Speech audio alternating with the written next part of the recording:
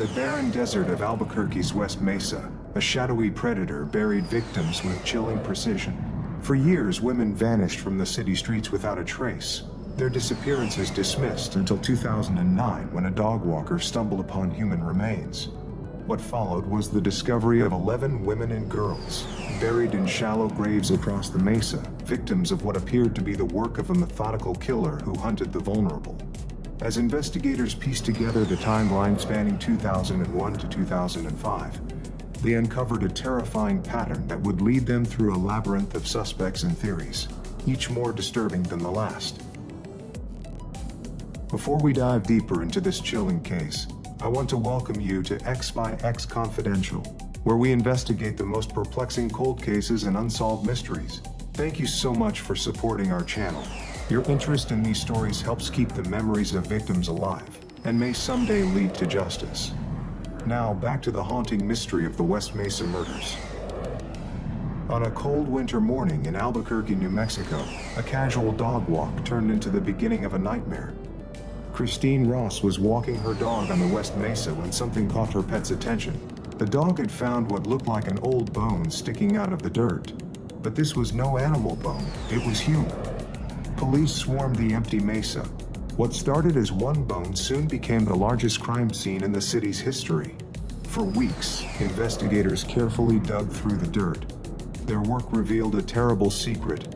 11 women and girls had been buried there, some for many years. "We've never seen anything of this magnitude," said Police Chief Ray Schultz, his face grim as he addressed reporters gathered at the edge of the massive dig site.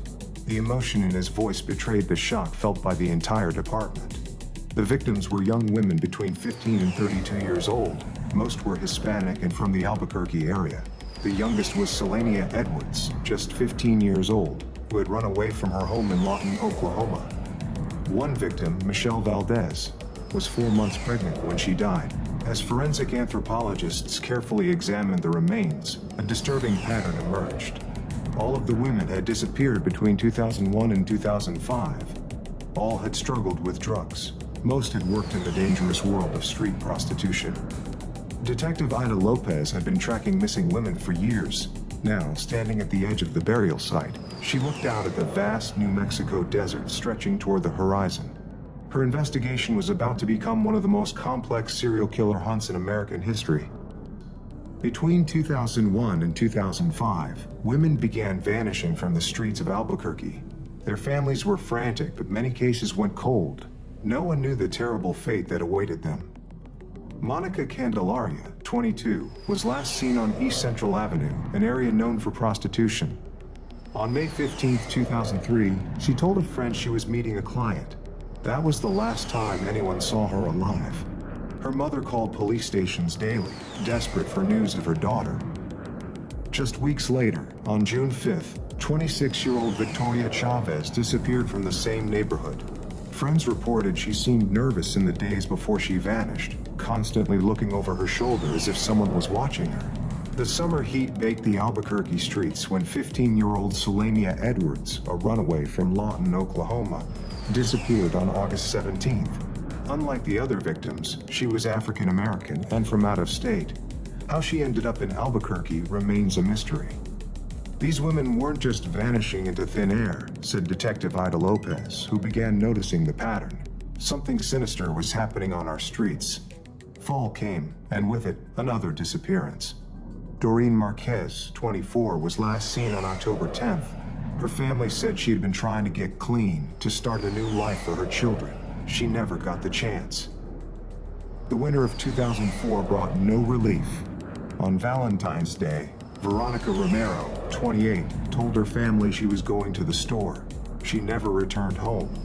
The following month brought double tragedy. Cousins Jamie Barella, just 15, and Evelyn Salazar, 27, disappeared together on March 26th. They had gone for a walk and simply vanished. Virginia Cloven, 24, went missing on April 13th. Then Julie Nieto, 24, disappeared on July 15th. By August 20th, Cinnamon Elks, the oldest victim at 32, had also vanished. Michelle Valdez was the final known victim. 4 months pregnant, the 22-year-old disappeared on September 22, 2004. And then, the killing stopped. but the nightmare was far from over. For years, the disappearances remained separate cases, scattered across different precincts and detectives' desks. But one investigator saw the connections that others missed. Detective Ida Lopez worked from a small desk at the Albuquerque Police Department headquarters. Maps covered her walls. Photos of missing women stared back at her. Something inside told her these cases were connected. I kept a list of women with similar backgrounds who had gone missing, Lopez later explained. My colleagues thought I was obsessed, but I knew in my gut something wasn't right. Meanwhile, life on the West Mesa continued. The barren desert landscape, dotted with sagebrush and yucca plants, lay quiet under the New Mexico sun. Few people ventured to this desolate area on the edge of the city. In 2006, developers began planning new homes for the area. Bulldozers moved in, reshaping the land. By this time, satellite images would later show the last victim had already been buried. If you look at the satellite images from between 2003 and 2005, you can clearly see tire tracks and disturbed soil, explained forensic analyst James Miller, pointing to the grainy photos. Someone knew this area well enough to feel comfortable bringing victims here repeatedly. Then came the economic crash of 2008. The housing bubble burst, halting development across the country. The half-finished development on West Mesa sat abandoned. The killer's burial ground remained undisturbed. Nature, however, had other plans. The development had disrupted natural water flow in the area. After residents complained about flooding, contractors built a retention pond to collect stormwater. Ironically, the pond was constructed in the very area where the bodies were buried. As workers dug the retention pond, they inadvertently exposed some of the remains. Bones that had been buried for years now lay close to the surface, waiting to be discovered. No one could have predicted that a woman walking her dog would make the discovery that would shake Albuquerque to its core. After the shocking discovery in February 2009, the investigation exploded. The Albuquerque Police Department assembled a task force dedicated solely to what the media now called the West Mesa Murders. Police Chief Ray Schultz stood before dozens of officers in the department's largest meeting room. "This is now the highest priority case in the department's history," he announced, his voice echoing off the walls. "Every resource we have will be dedicated to finding whoever did this." Forensic scientists worked day and night to identify the remains. DNA testing confirmed the identities of 11 women and girls who had vanished years earlier. The victims had been buried within a 100-yard radius, some just feet apart. The killer knew this area intimately, explained Lieutenant Doug West, pointing to a topographical map of the West Mesa. This wasn't random. They chose this spot carefully, knowing it was isolated enough to avoid detection. In December 2010, police took an unusual step. They released photographs of 7 unidentified women, who they believed might also be linked to the case. Some of the women in the photos appeared unconscious. The images sent a chill through the city. "We need to find these women," pleaded Detective Lopez at a press conference, her voice breaking with emotion. "Whether they're alive or dead, they may hold the key to solving this case." Tips flooded in. One anonymous caller linked the murders to a suspect from El Salvador. This led investigators to look into possible connections to international sex trafficking networks. "We began to see evidence that this might be bigger than just one killer," said FBI Special Agent Thomas Richards, who joined the investigation. There were indications of a sex trafficking ring operating through neighboring Texas, targeting vulnerable women during events like the New Mexico State Fair. Investigators discovered this trafficking network extended to multiple cities: Las Vegas, El Paso, Killeen, and Denver. Women were being moved between these locations, exploited, and sometimes they simply disappeared. The investigation expanded beyond Albuquerque's city limits, crossing state lines and involving federal agencies. What had begun as a local murder investigation was now revealing the dark underbelly of organized crime across the Southwest section.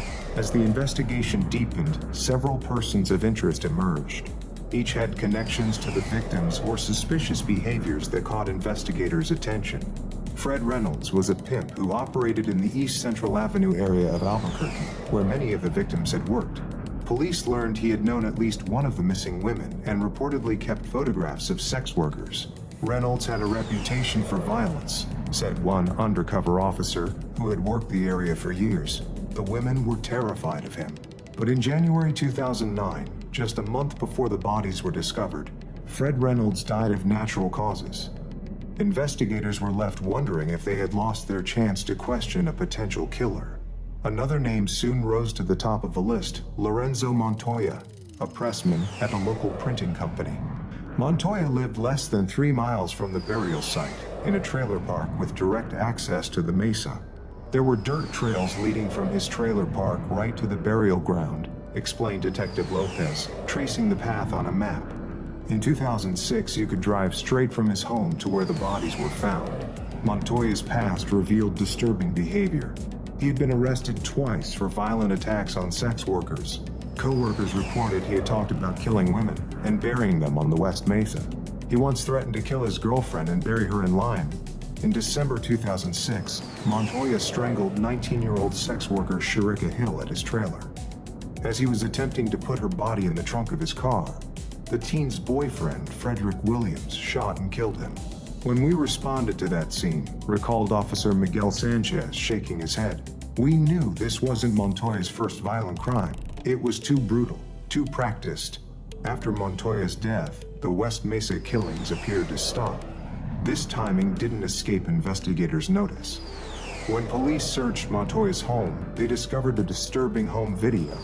The recording showed Montoya with an unidentified woman who appeared to be unconscious or possibly dead.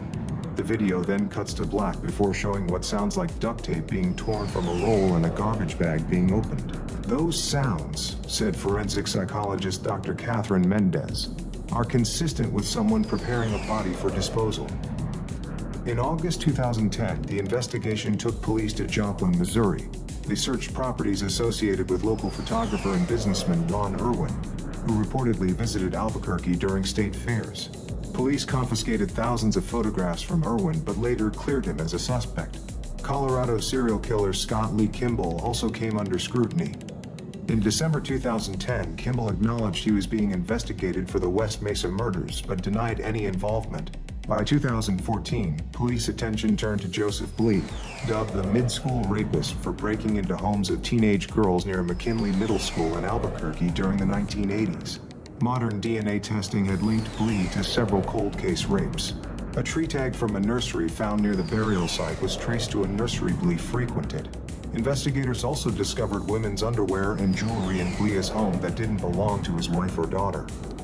The investigation continued, but no arrests were made in connection with the West Mesa murders.